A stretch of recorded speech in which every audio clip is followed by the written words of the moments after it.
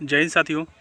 इस वीडियो में बात करने वाला हूं जो कल एसएससी सीजीएल का रिज़ल्ट आया है उसके बारे में कि उसका रिज़ल्ट क्या रहा और उस रिज़ल्ट में मेरा क्या हुआ है। इतनी हाई कट ऑफ गई है कि पिछली बार इतनी कम वैकेंसी थी तब इतनी हाई कट ऑफ गई थी। मतलब अब इस बार तो 17,000 वैकेंसी, पिछली बार अप्रॉक्स 7,000 के अप्रॉक्स वैकेंसी थी तब इतनी मतलब प्री की कट ऑफ गई थी। इस बार उससे मतलब 10,000 वैकेंसी ज़्यादा, 17,000 टेंटेवली इससे बढ़ जाएगी।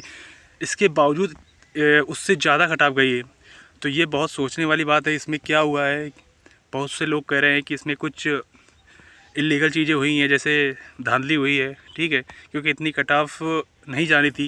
वैकेंसीज इतनी है तो क्या हुआ है, या तो ऐसा हुआ है कि नॉर्मलाइजेशन का खेल हुआ है, नॉर्मलाइजेशन ज़्यादा मिला है इसलिए कट ऑफ इतनी चली गई है। बट सारी चीज़ें इस वीडियो में बात करेंगे। तो जो लोग अभी नए हैं जुड़े हुए चैनल से, वो चैनल को सब्सक्राइब कर लें और बेल आइकन को भी प्रेस कर लें, जैसा कि मैं सारी अपडेट देता रहता हूँ। और मेरा टेलीग्राम ग्रुप है, वो आप लोग ज्वाइन कर सकते हैं। मैं सारी चीज़ें, जो भी रिज़ल्ट है, आंसर की लिंक, जो भी सारी चीज़ें हैं, मैं इमीडिएटली उस पर डाल देता हूँ, ठीक है। जितनी भी चीज़ें होती है, न्यू वैकेंसीज़ को, यही सारी चीज़ें मैं अपडेट करता रहता हूँ, तो आपके लिए हेल्पफुल रहेगा। तो आप वो टेलीग्राम ग्रुप, ये आ गया है स्क्रीन पे, ये ज्वाइन कर लीजिएगा और लिंक भी इसकी मैं दे रहा हूँ डिस्क्रिप्शन पे, जाके वहाँ से आप ज्वाइन कर लेना। तो चलते हैं अपनी वीडियो की तरफ। सबसे पहले बात करेंगे जो कल कट ऑफ आई है, तो उसमें यूआर की कट ऑफ, ये देखिए मैं स्क्रीन पे लगा रहा हूँ, ये सारी चीज़ें गई हैं। 153 यूआर की कट ऑफ गई है, 153 यूआर कट ऑफ गई। इतनी हाई कट ऑफ गई है, समझ लीजिए, प्री की। और पिछली बार से जबकि ज़्यादा लोग पास किए गए इसमें, आप समझिए, ठीक है। पिछली बार जितने पास किए गए थे उससे ज़्यादा पास किए गए, तब इतना ये हाल है। और 146 अप्रॉक्स गई है ओबीसी की, और 142 143 जो भी हो, देख लीजिएगा, इतनी ईडब्ल्यूएस गई है। तो एक कट ऑफ ज़्यादा है, नो डाउट ज़्यादा है कट ऑफ। और जिन भाइयों को नहीं हुआ है, इसका ये मतलब नहीं कि आपने तैयारी नहीं की थी। जिसके 140 142 145 भी मार्क्स है ना, तो क्या वो जिसने क्वालिफाई किया उससे आप कम है? नहीं, आप बिल्कुल भी कम नहीं है।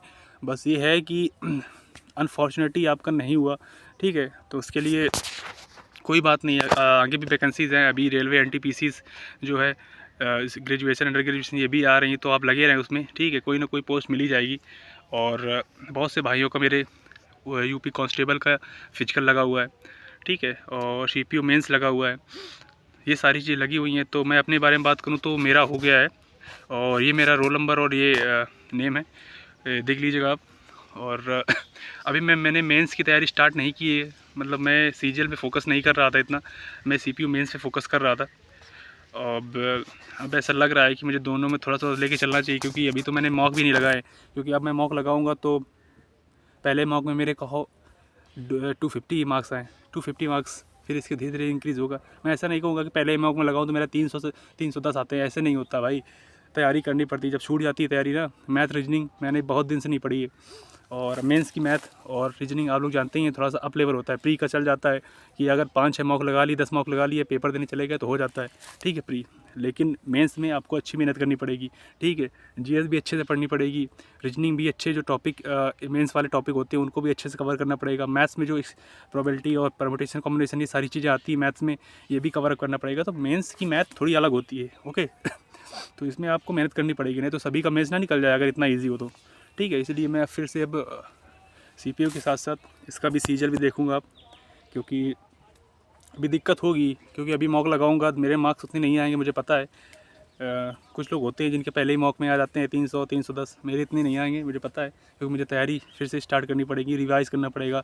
मेरे सारे जो नोट्स हैं वो सारी चीज़ें रिवाइज़ करने, फार्मूले रिवाइज़ करने पड़ेंगे, ठीक है। कैलकुलेशन पे फोकस करना पड़ेगा, तब सारी चीज़ें अच्छे हो के तब मार्क्स बढ़ते हैं, ठीक है। तो करेंगे।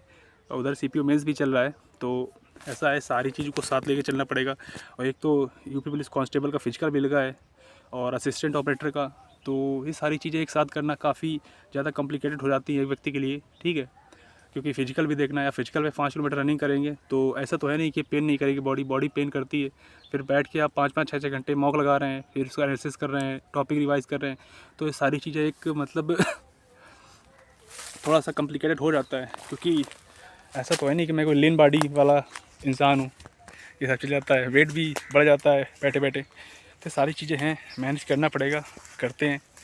और अभी क्या है कि मेरिट भी आने वाली है SSC GD की, तो जो भी होगा तो मैं आपको टेलीग्राम के थ्रू डाल दूँगा, ठीक है। जैसे ही कोई अपडेट आती है तो आप लोग बने रहें चैनल के साथ, और थोड़ा सा भी अगर हेल्पफुल लगता हो चैनल से तो चैनल को लाइक शेयर सब्सक्राइब ज़रूर करिएगा, ठीक है। और जो भी अपडेट होगी मैं डालता रहता हूँ, और कोई भी अगर डाउट हो, पूछना हो किसी चीज़ से रिलेटेड, तो आप लोग कमेंट कर सकते हैं। मैंने अपना नंबर भी दिया है, उस पर आप लोग डायरेक्ट मैसेज कर सकते हैं, ठीक है। डायरेक्ट क्वेश्चन, डायरेक्ट जो आपको पूछना है वही लिखा करिएगा, हाय हेलो मत करिएगा, ठीक है।